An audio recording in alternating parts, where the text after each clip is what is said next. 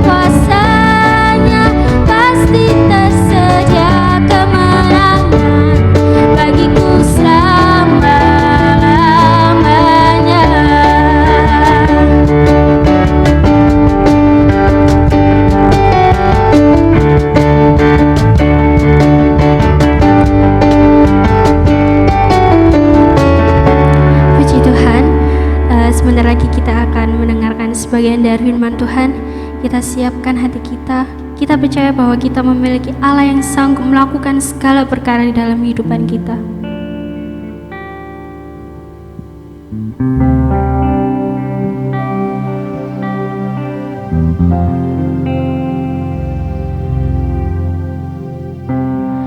Kuatkanlah hatimu,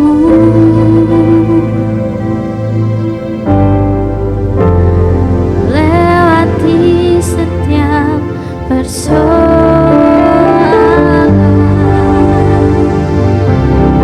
Tuhan Yesus selalu menopangmu. Jangan berhenti harap padanya.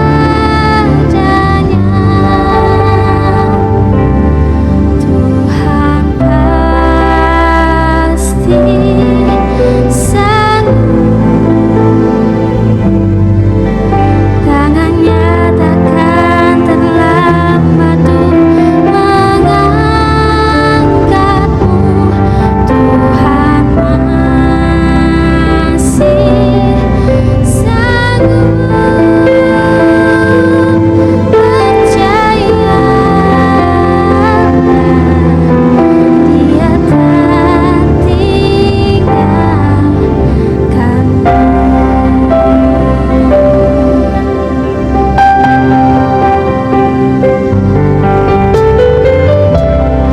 Kuatkanlah hatimu,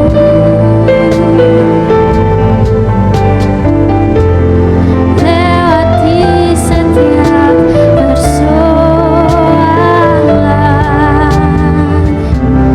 Tuhan Yesus selalu menopangmu. Jangan berhenti harap padanya. Tuhan pasti sanggup. Tangannya takkan terlambat untuk mengangkatmu. Tuhan masih sanggup. Percayalah, Dia tak tinggalkanmu. Tuhan pasti sanggup. Tangannya takkan terlambat untuk mengangkatmu. Tuhan masih sanggup. Percayalah, Dia tak tinggalkanmu. Tuhan pasti sanggup. Tangannya takkan terlambat untuk mengangkatmu. Tuhan masih sanggup. Percayalah, Dia tak tinggalkanmu.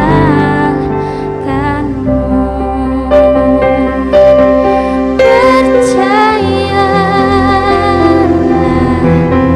Dia tak tinggalkanmu.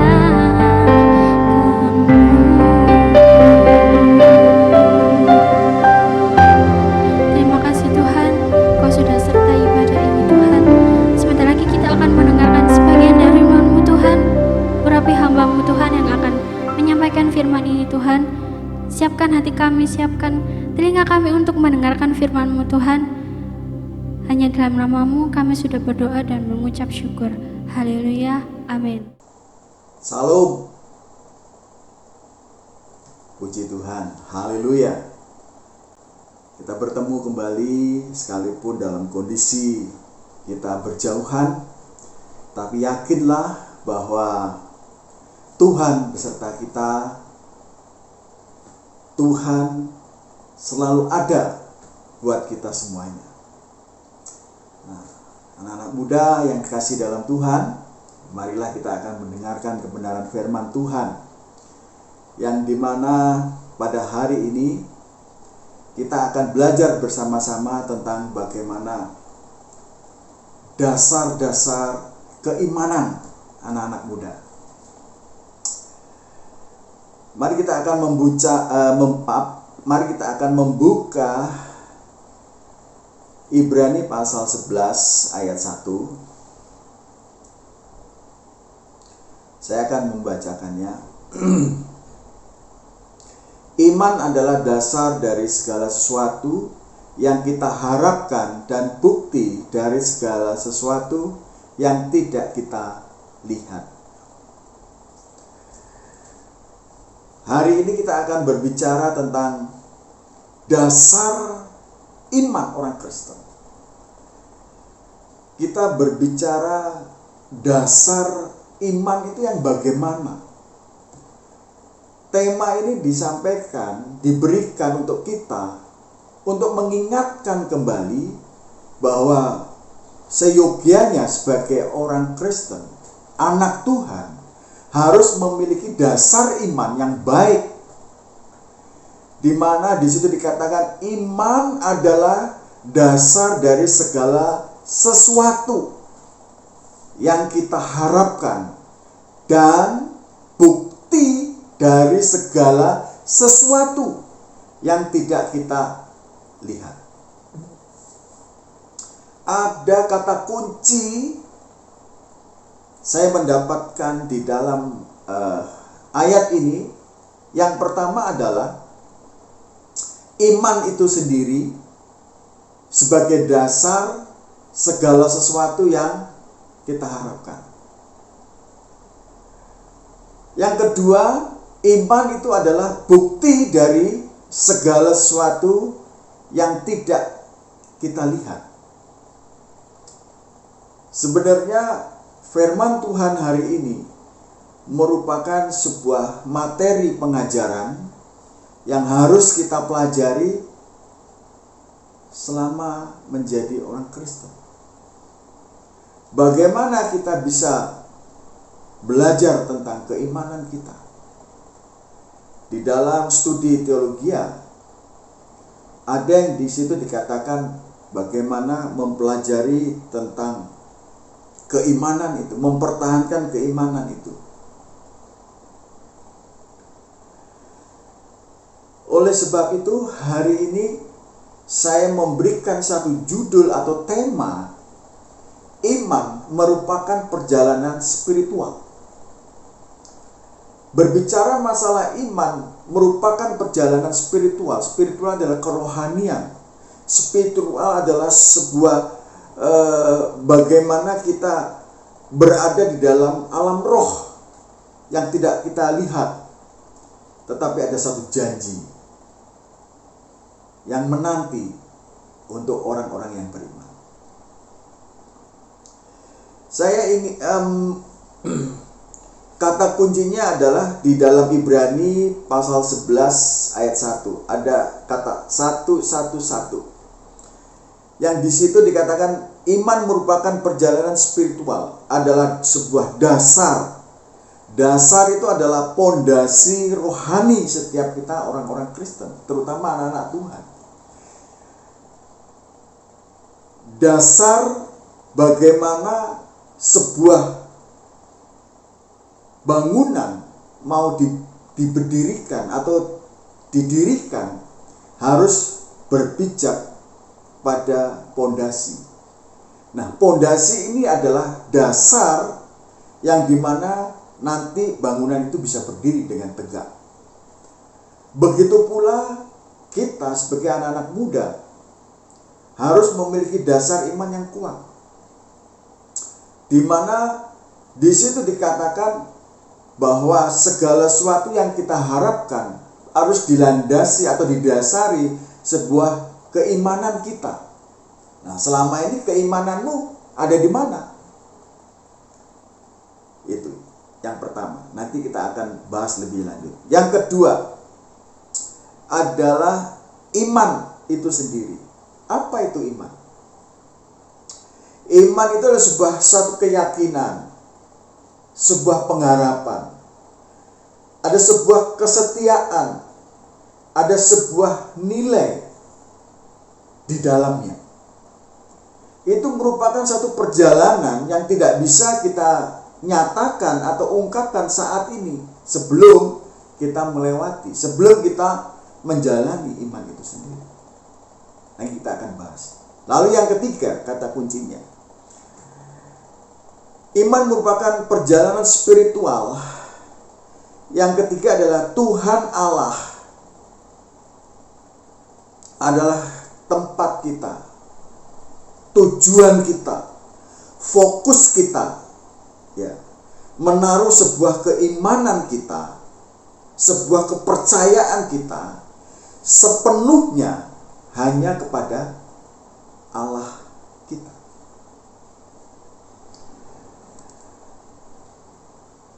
Adapun ada yang bertanya, apa sih Pak iman itu? Kalau temanya hari ini kita harus mendasarkan keimanan kita di dalam hidup ini. Kira-kira iman itu apa? Oke. Saya mencoba untuk mencari, menggali tentang pemahaman pengertian secara hurufiah. Iman berasal dari kata emun dalam bahasa Ibrani, yang berarti sebuah kesetiaan. Selain itu, iman juga berasal dari kata pisteo atau bahasa Yunaninya. Ya.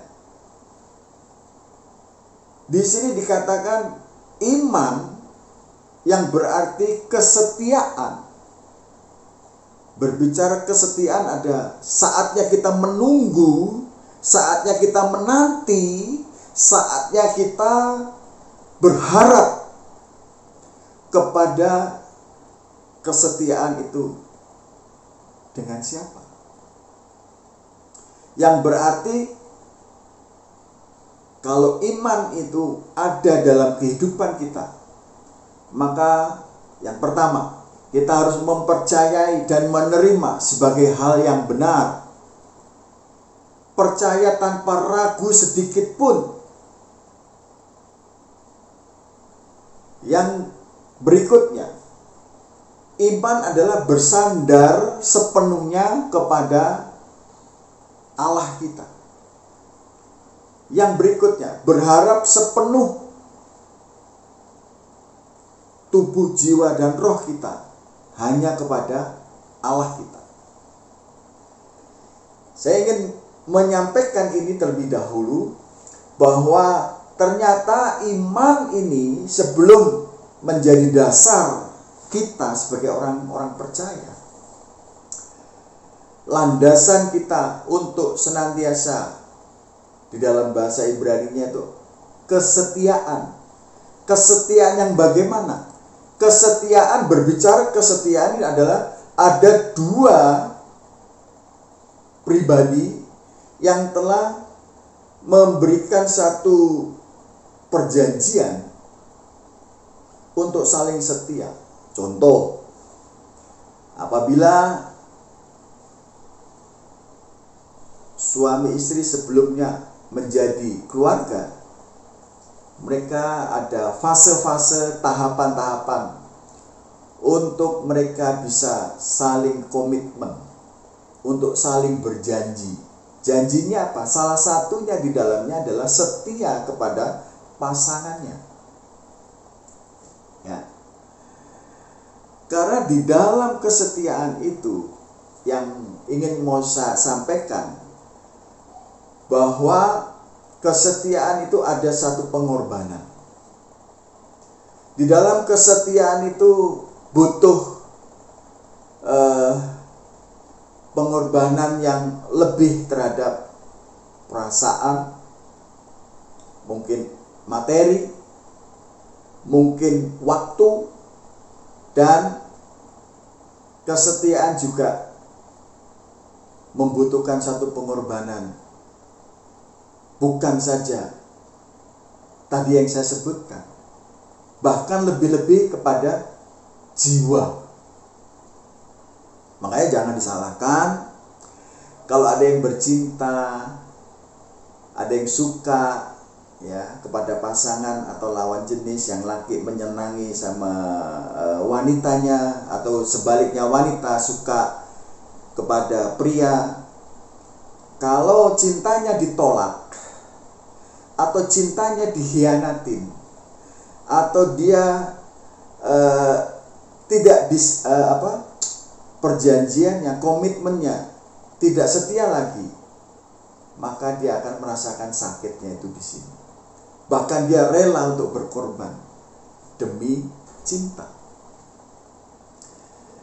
Namun terlebih dari itu, saya ingin menyampaikan bahwa iman yang disampaikan dalam Ibrani ini, kita akan melihat latar belakangnya terlebih dahulu,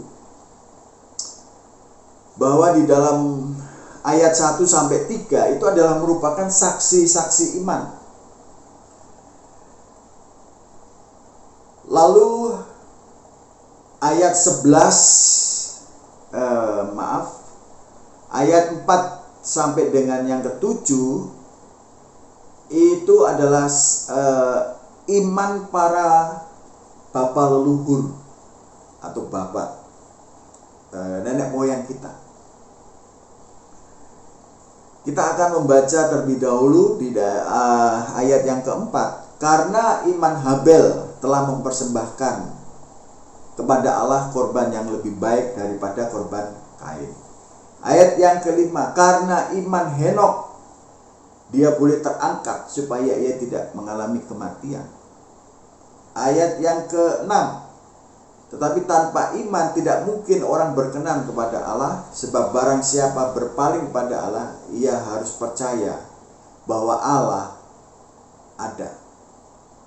Ayat yang ke-7, karena iman maka Nuh dengan petunjuk Allah tentang sesuatu yang belum kelihatan, dengan taat mempersiapkan bahtera untuk menyelamatkan keluarganya.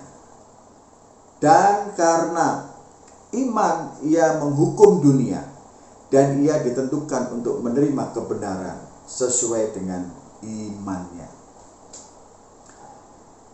Ini adalah contoh-contoh bagaimana orang-orang yang sudah disampaikan sejarah Alkitab melewatin keimanannya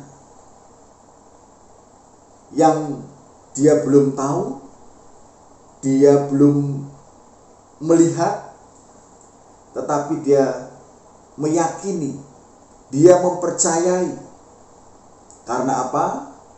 Karena sumbernya adalah Allah itu sendiri yang berbicara. Kalau kita sudah memiliki suatu keyakinan, kepercayaan yang mendasar dalam kehidupan kita, terutama anak-anak muda, maka mau dibawa kemanakah kehidupan kita? Ini salah satu contoh. Nuh, dia tidak berpikir panjang apa yang akan terjadi nantinya kira-kira kalau kenyataan apa yang disampaikan tidak terjadi. Tetapi Tuhan sudah berfirman, Tuhan telah berbicara langsung ya, kepada Nuh bahwa diperintahkan untuk membangun sebuah bahtera dan untuk menyelamatkan seluruh keluarganya. Kita melihat imannya menyelamatkan keluarganya. Lalu yang berikutnya di pasal 11 ayat 23 sampai dengan 28. 23 sampai dengan 28 itu adalah bagaimana iman Musa. Karena iman maka Musa setelah ia lahir, ya.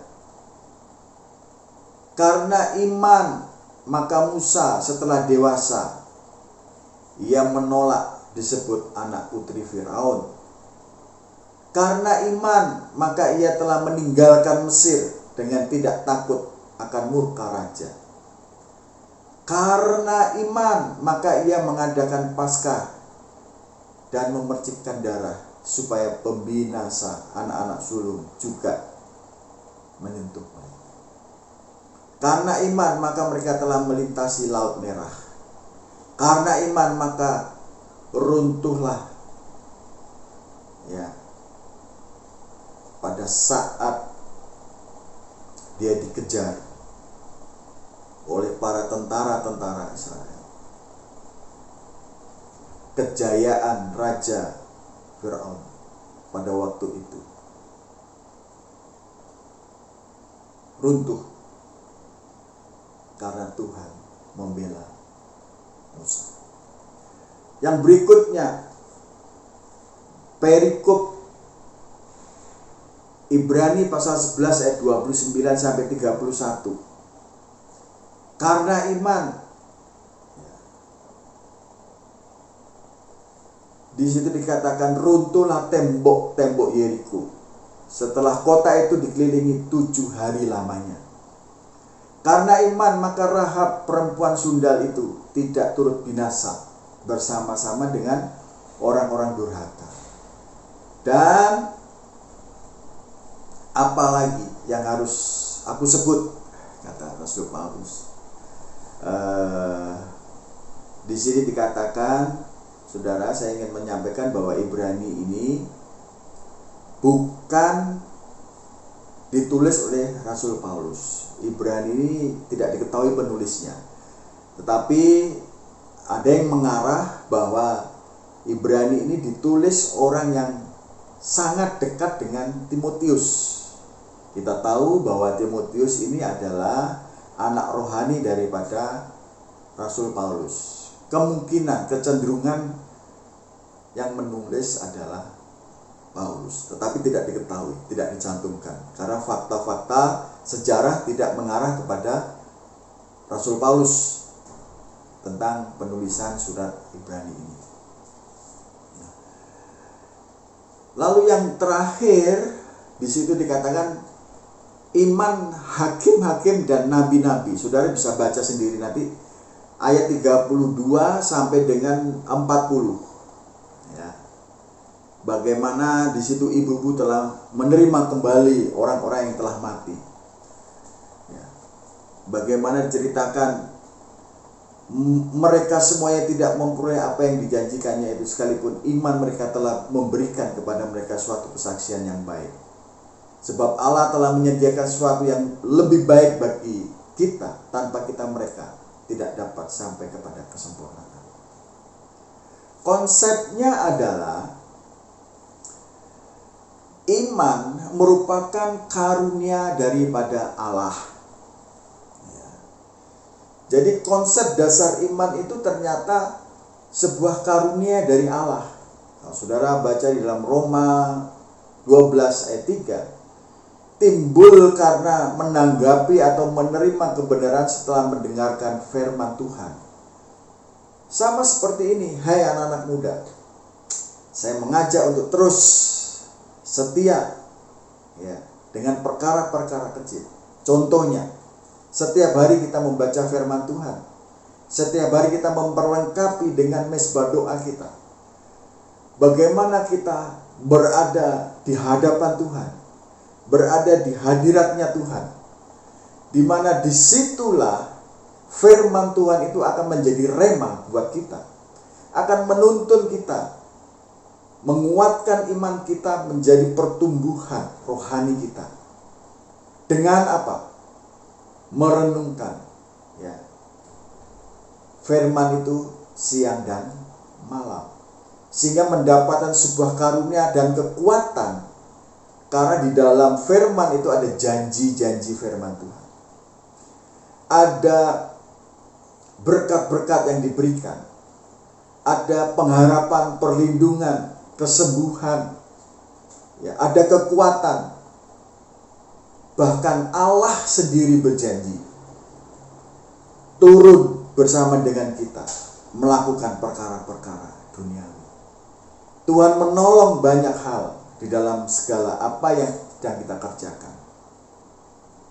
Ya, tanpa karunia Allah dan tanggapan manusia, maka tidak akan ada iman dalam hati manusia.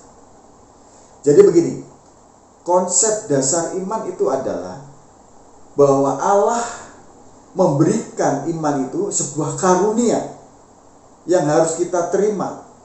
Kalau orang diberi, kalau kita tidak ada yang menerima, sia-sia.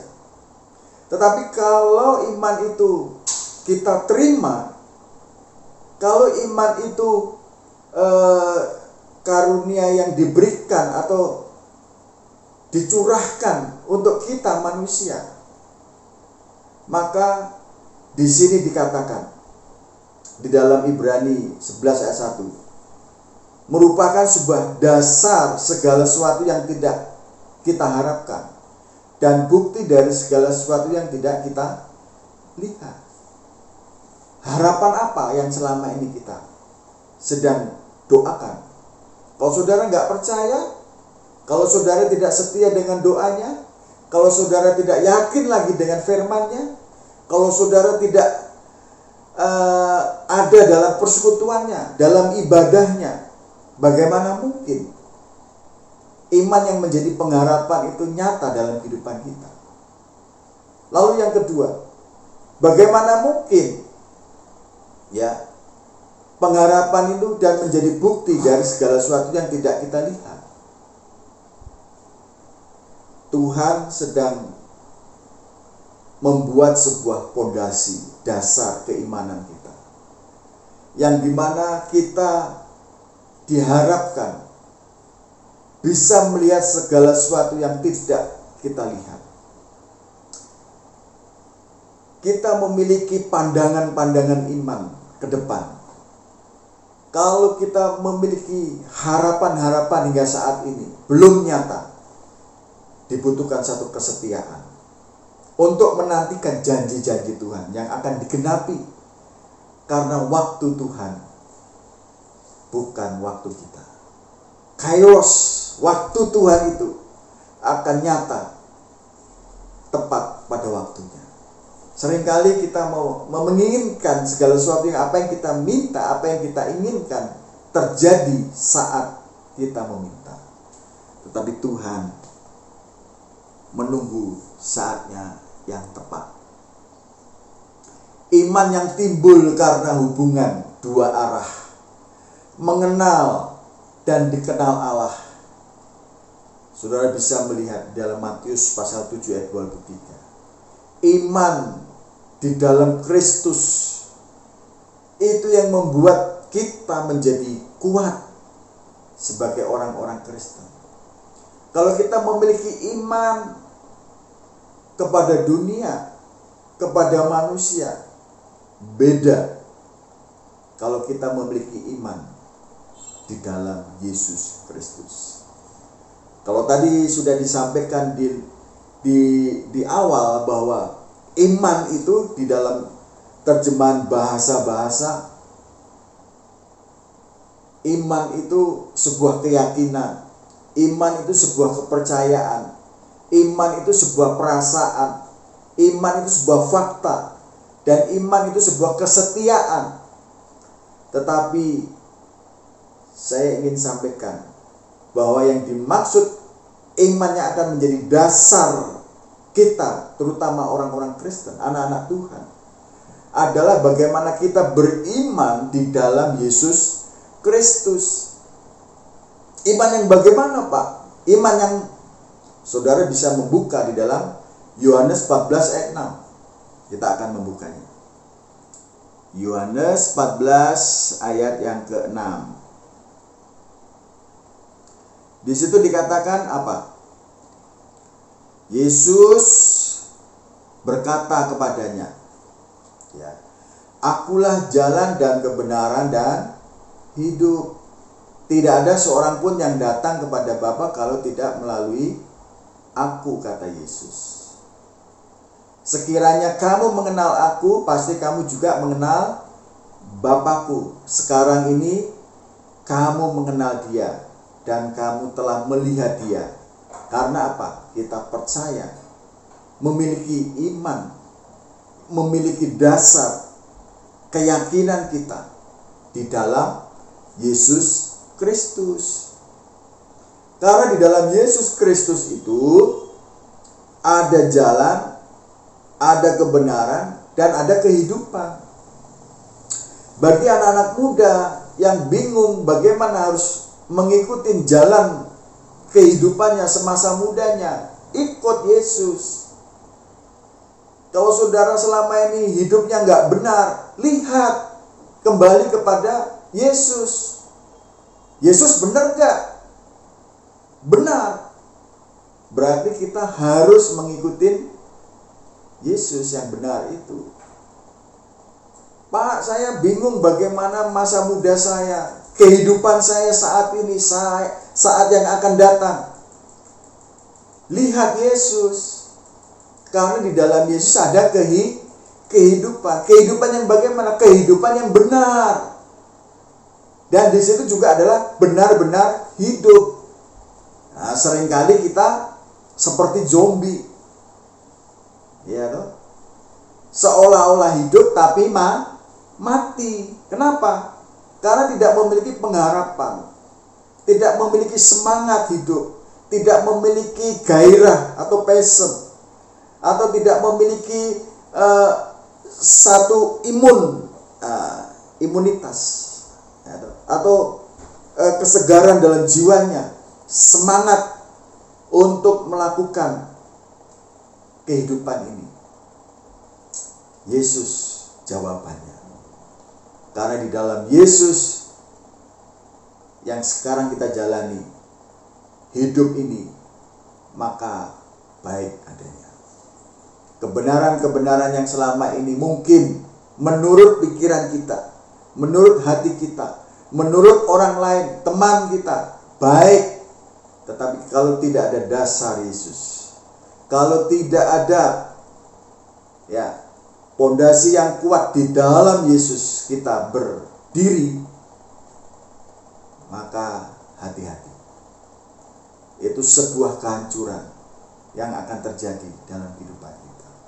Yang sanggup menuntun langkah hidup kita hanya bersama Yesus. Iman ada oleh karena karunia yang diberikan Allah kepada kita. Iman adalah menerima, berarti dalam arti kalau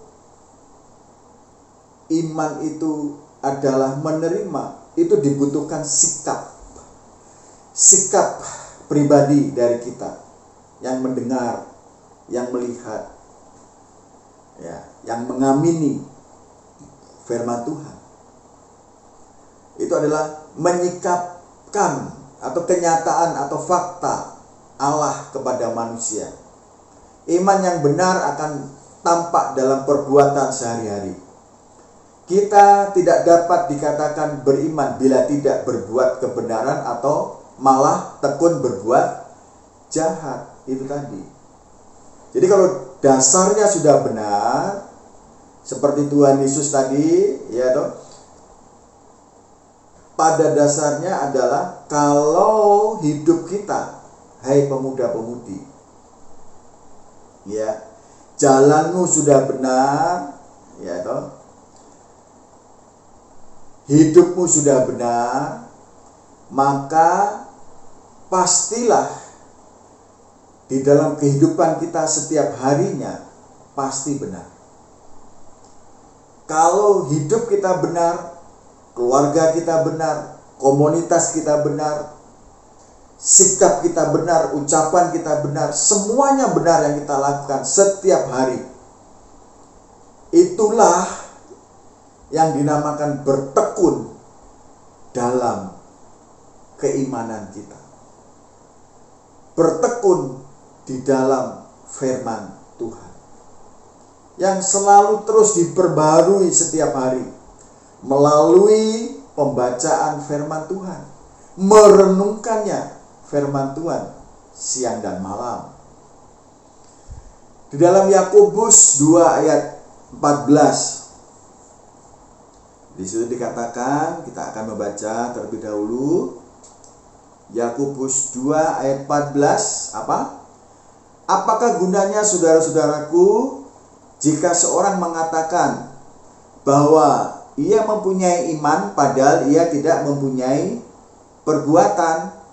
Dapatkah iman itu menyelamatkan dia?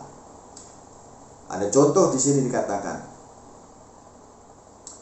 jika seorang saudara atau saudari tidak mempunyai pakaian dan kekurangan makanan sehari-hari, dan seorang dari antara kamu berkata, selamat jalan, kenakanlah kain panas dan makanlah sampai kenyang, tetapi ia tidak memberikan kepadanya apa yang perlu bagi tubuhnya, apa gunanya itu? Maksudnya begini, ada orang yang kelaparan, kedinginan, tapi kita hanya ngomong saja, ya, selamat jalan, ya, makan dan minumlah dengan kenyang, tidurlah dengan nyenyak, tetapi tidak melakukannya. Kita tahu orang itu membutuhkan makan dan minum, membutuhkan tempat yang hangat, membutuhkan pertolongan, tetapi kita tidak ada actionnya, tidak ada memberikan sikap terhadap dia. Ayat yang ke-17 dikatakan di pasal Yakobus pasal 2 tadi, ya, demikian juga halnya dengan iman. Jika iman itu tidak disertai perbuatan, maka iman itu pada hakikatnya adalah mati. Ayat 20 lompat. Hei manusia yang bebal, maukah engkau mengakui sekarang bahwa iman tanpa perbuatan adalah iman yang kosong? Bukankah Abraham, bapak kita, dibenarkan karena perbuatan-perbuatannya ketika ia mempersembahkan Ishak anaknya di atas Mizpah?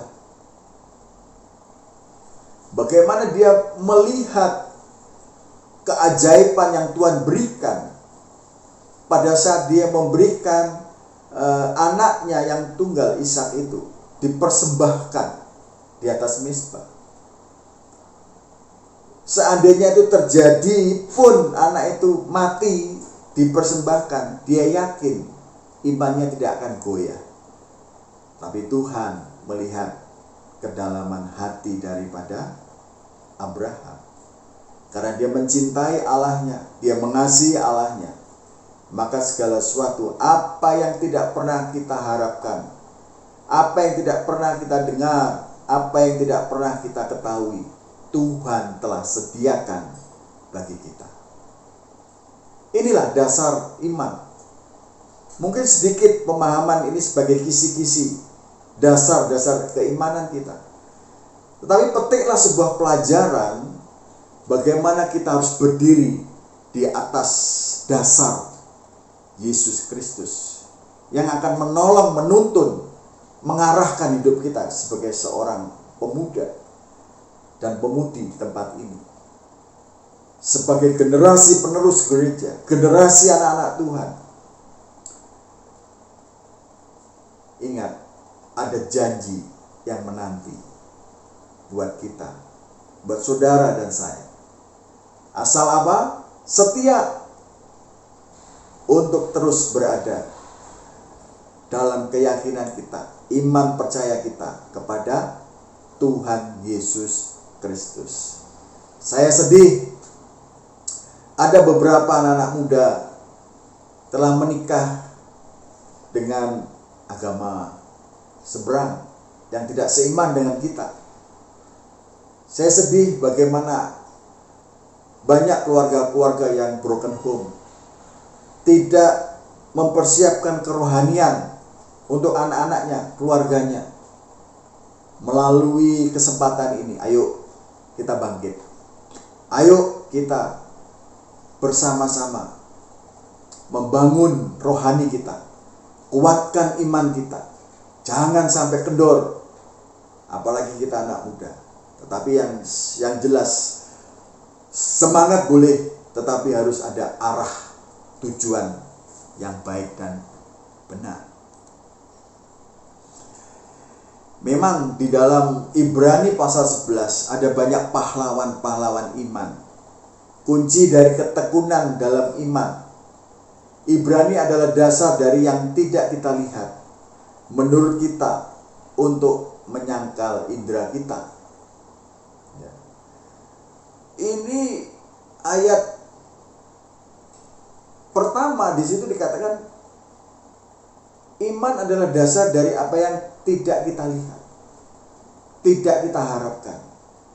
Seolah-olah dia iman itu menutup mata kita jasmani ini, menutup pemikiran kita secara duniawi. Tetapi di dalam ayat yang ketiga, Ibrani pasal 11, apa yang kita lihat telah dijadikannya dari apa yang tidak dapat kita lihat. Iman mempercayai bahwa Tuhan ada dan Dia memberi upah bagi mereka yang sungguh-sungguh mencari Dia. Kita akan melihat, ya,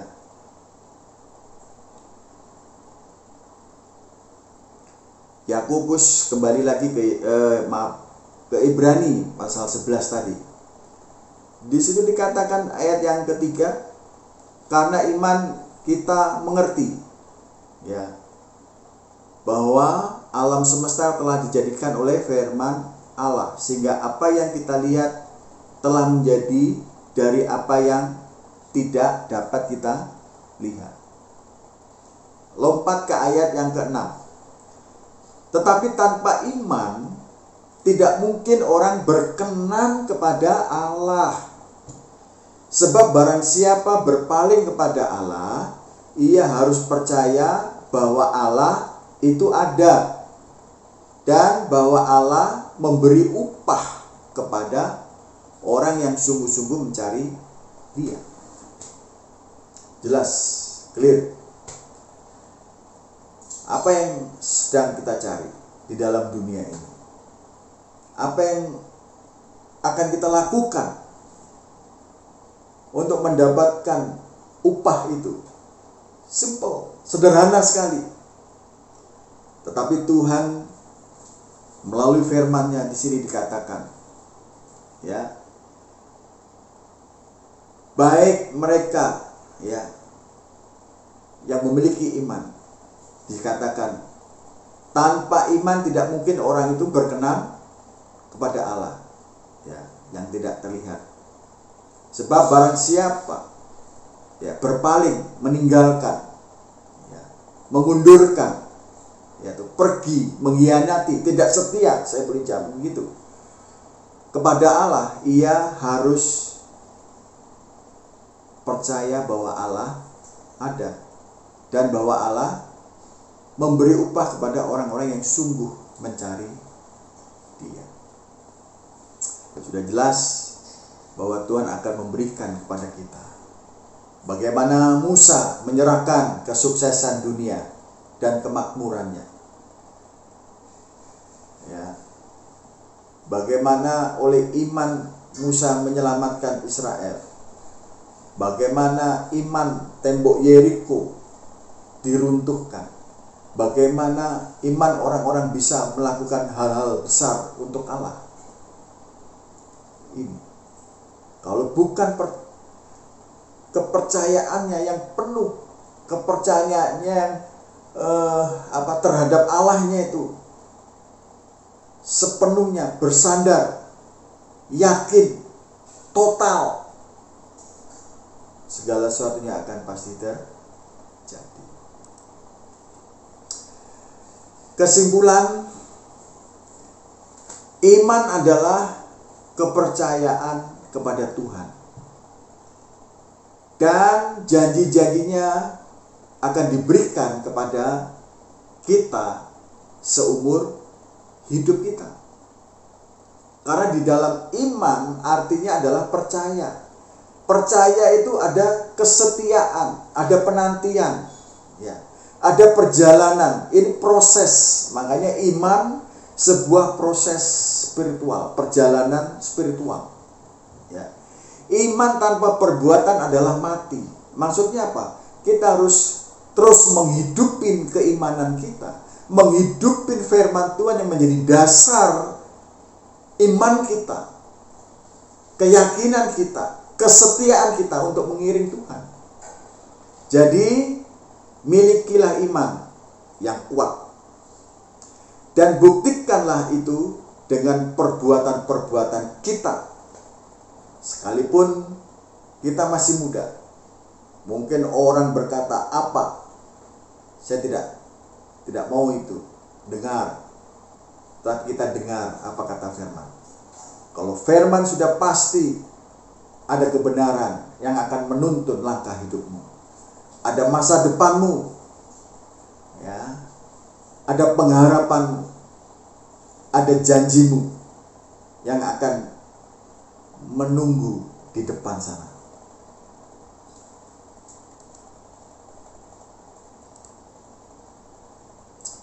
Orang beriman sama dengan orang percaya.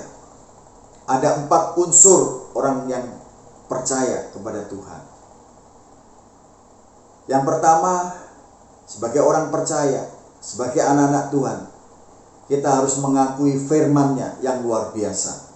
Firman-Nya yang ajaib, firman-Nya yang berkuasa. Ya.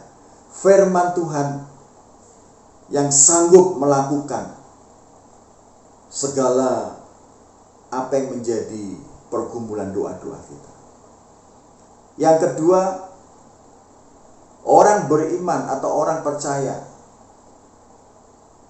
harus menyerahkan diri. Arti menyerahkan diri adalah berserah sepenuhnya.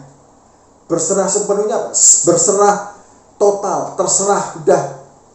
Seperti kalau polisi sedang menangkap penjahat, dia akan satu kalimat yang diucapkan polisi itu apa?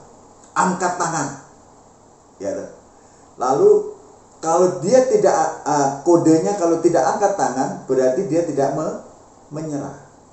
Makanya di sini istilah menyerahkan diri berarti mau diapain, ya mau dipukul, mau diborgol, mau diseret, dia terserah. Itulah menyerah. Apalagi menyerahkan diri berarti kita memberikan diri kita. Konteksnya orang percaya kepada Tuhan kita, Allah kita, untuk supaya kita bisa dibentuk seperti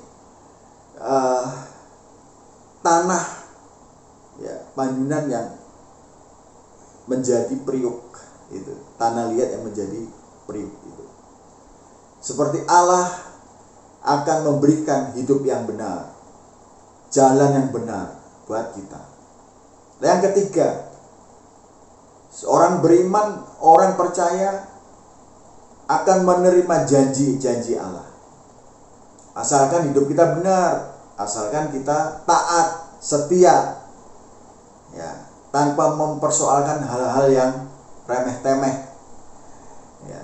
Lalu yang terakhir, menghayati kebenaran firman Tuhan, merenungkan seperti di dalam Mazmur pasal 1 ayat 1 sampai 6 itu dikatakan, ya, bagaimana hendaklah kita itu merenungkan firman Tuhan. Kalau disitu dikatakan Taurat Tuhan siang dan malam. Ya, ada gambaran-gambarannya di situ. Orang itu seperti pohon yang ditanam di tepi aliran air, yang selalu berbuah, yang selalu diberkati, yang selalu hidupnya berada dalam jalur berkat Tuhan. Yakobus 2 ayat 17, iman tanpa perbuatan adalah mati. Oleh sebab itu penekanannya adalah kalau kita memiliki iman yang kuat, maka akan terwujud dari perbuatan-perbuatan kita yang baik. Perbuatan-perbuatan yang sesuai dengan kebenaran firman Tuhan. Ini adalah dasar bagaimana firman Tuhan ini melekat, ya, di dalam hidup kita, sehingga akan terpancar, terpraktekkan dalam setiap tingkah langkah kita. Yang tadinya dari perkataan-perkataan yang tidak benar, melakukan hal-hal yang kotor, ucapan-ucapan yang tidak memuliakan Tuhan, sebagai anak-anak Tuhan sudah mulai berubah. Ya, berkat mulai muncul dari mulut kita, bukan kutuk-kutuk lagi. Doa-doa yang muncul dari mulut kita, saling memberikan nasihat, jangan suka berbantah-bantah. Nah, itu salah satu praktek daripada iman. Lalu yang berikutnya, bagaimana iman tanpa perbuatan adalah mati. Itu kalau kita hanya sekedar ngomong saja seperti gong ya, yang dipukul itu, tetapi tidak ada isinya, hendaklah kita melakukan yang benar untuk supaya kita saling menguatkan satu dengan yang lainnya. Karena di dalam Tuhan ada janji upah yang sedang menanti untuk kita. Puji Tuhan. Amin. Kiranya Tuhan memberkati kita. Haleluya. Terpuji-pujilah namamu Allah kami yang bertata di dalam kerajaan surga. Pada hari ini ya Tuhan, kami bersyukur Engkau telah menyertai kami ya Tuhan Yesus. Ya Tuhan, kami telah mendengarkan kebenaran dari firman-Mu. Biarlah kebenaran dari firman-Mu yang telah kami dengarkan itu menjadi rema bagi kehidupan kami.